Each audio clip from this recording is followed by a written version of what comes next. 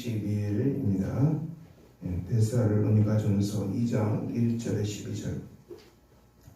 데살로니가전서 2장 1절에 12절 공독합니다.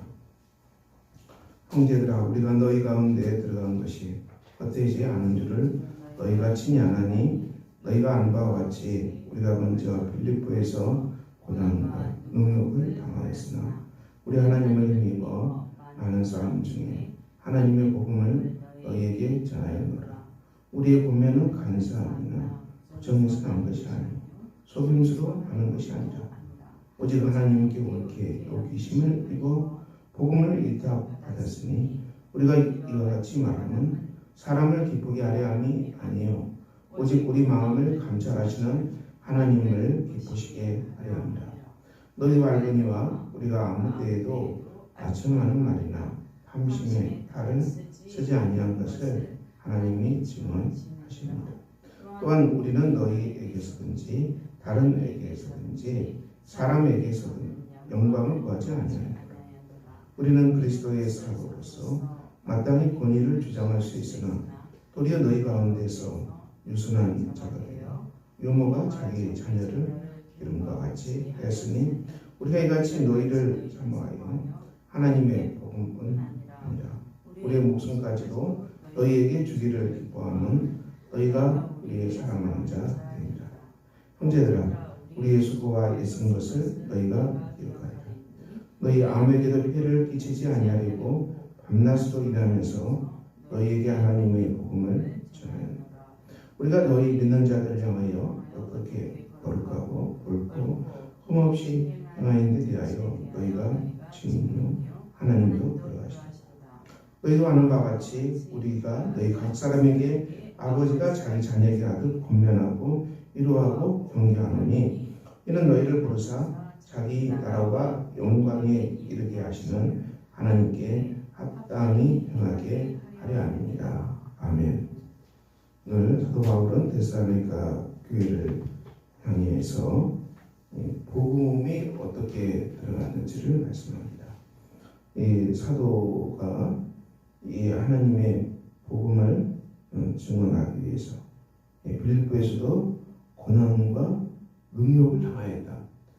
이 복음을 전하는 현장에서는 늘 고난이 있고 또 능욕을 당합니다.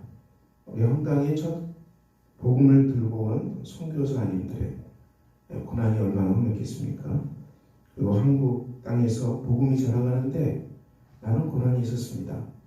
일제시대 때는 험악한 시대입니다. 일제의 이 총독부는 기독교에 대한 박해를 엄청나게 했습니다. 다른 종교보다도 유난히 기독교를 험하게 박해했습니다. 일제시대 때 우리 한국 교회는 많은 고난을 당했습니다. 그래서 거기에서 교회는 고난 속에 살아남았고요. 그리고 일제에는 이제 신방받고 물러갔고, 그리고 이제 지금은 우리가 한국 땅에서 복음의 꽃을 피웠습니다. 먼저 믿는 믿음의 선진들의 많은 이제 고난과 능욕이 있었기 때문에 그 속에서 복음의 열매가 있었습니다. 이 복음의 꽃이 피고 열매가 맺는 것은 그냥 되지 않는 것이죠. 이 많은 고난과 능욕 당하는 일들이 일어나게 됩니다. 예수님도 마태복음 13장에서 하나님 나라 비유를 이제 씨 뿌리는 비유로 말씀하셨습니다. 씨를 뿌렸지만 어떻게 됩니까?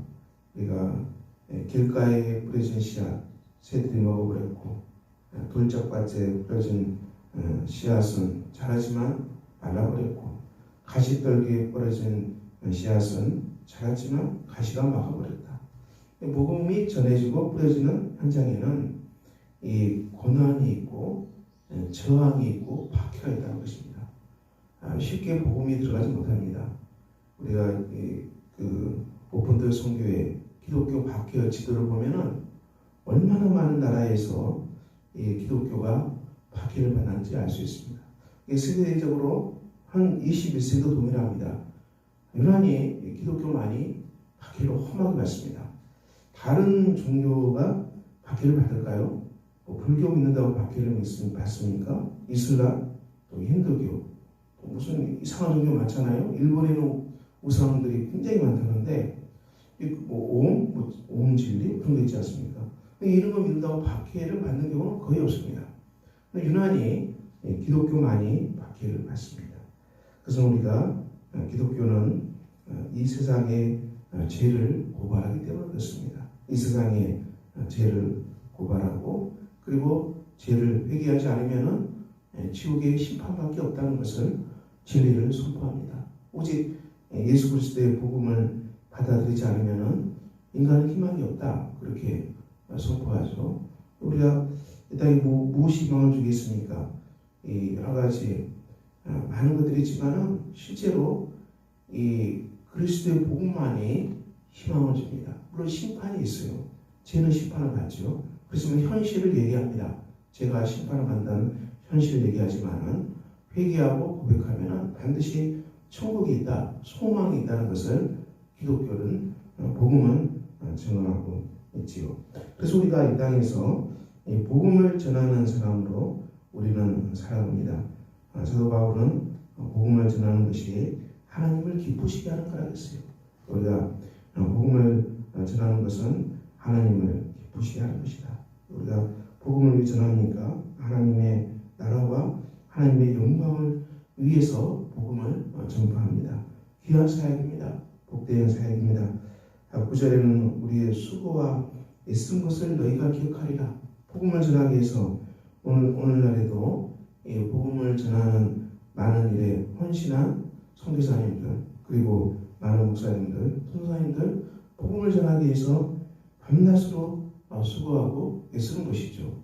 우리가 이 목회자의 일을 주일만 일하는 것으로 오해하는 분도 계세요.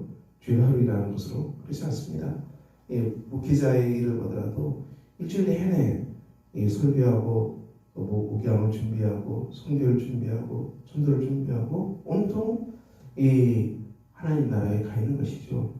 그러므로 우리가 이 복음을 전하고 사람을 살리는 이 사역은 귀한 사역입니다. 그리고 우리가 그런 많은 분들의 수고와 눈물로 우리가 예수를 영접하고 영생을 받았고요. 이 구원을 받게 되었습니다. 그리고 우리는 이 복음을 받은 사람으로 우리가 죽어가는 수많은 사람들에게 복음을 전해야 되는 책임이 있습니다. 여러분이 복음을 전하는 현장에서 반드시 고난도 있고 능력도 있을 수 있습니다. 하지만 이 고난받는다고 능력받는다고 복음 전하는 것을 중단해서는 안 될 것이죠. 우리가 저항이 있지만은 계속 이 저항을 극복하고 우리가 하나님과 함께 이 복음을 전하기 위해서 쓰는 것입니다. 수고와 쓰는 것 반드시 땀이 들어갑니다. 그래서 우리가 잃어버린 영혼들을 위해서 기도하고 또 잃어버린 영혼들이 하나님의 교회에 들어오도록 기도하고요. 또 그분들이 믿음이 성장하도록 기도하고 이것은 많은 수고가 따릅니다. 이 유모가 자기 자녀를 기름과 같다고 이렇게 표현합니다. 유모가 자기 자녀를 기름 것 같다. 아이를 양육하는데 얼마나 많은 수고가 따릅니까? 이처럼 우리가 한 영혼이 구원받고 그 영혼이 장성한 사람으로 성장하기까지는 많은 수고와 눈물이 들어가는 것입니다. 이 수고와 땀이기 때문에 영혼이 구원받고 자라고 성장하는 것이지요. 오늘 데살로니가 전서는 그 말씀을 우리에게 전하고 있습니다. 저와 여러분이 예수 그리스도의 복음을 듣고 구원받은 귀한 사람들입니다. 그리고 여러분 주위에 많은 죽어가는 사람들이 있습니다. 우리가 이들을 위해서 기도하고 또 구원하기 위해서 애쓰고 수고하고 이런 땀이 반드시 필요할 것입니다. 그리고 그 수고 속에서 하나님 나라가 열매를 거두는 복된 은총이 가득 차게 될 것입니다. 오늘도 이 기쁨이 넘치시기를 예수 그리스도 이름으로 축원합니다. 기도하겠습니다. 아버지 하나님, 우리가 그리스도의 복음을 믿고 구원받은 복된 성도들입니다. 우리가 땅끝까지 이르러서 복음을 전파하는 복된 사람들 주님 되게 하여 주시기를 기도합니다. 우리가 복음을 전파하는 현장에 고난이 있지만은 우리가 고난을 끝내지 않게 하여 주시고 우리가 고난 속에서도 복음이 전파되는 복 있는 역사가 주님 있게 하여 주시옵소서. 예수 그리스도의 이름으로 기도합니다. 아멘. 하늘에 계신 우리 아버지, 아버지의 이름을 거룩하게 하시며 아버지의 나라가 오게 하시며 아버지의 뜻이 하늘에서와 같이 땅에서도 이루어지게 하소서. 오늘 우리에게 일용할 양식을 주시고 우리가 우리에게 잘못한 사람을 용서하여 준 것 같이 우리 죄를 용서하여 주시고 우리를 시험에 빠지지 않게 하시고 악에서 구하소서. 나라와 권능과 영광이 영원히 아버지의 것입니다. 아멘.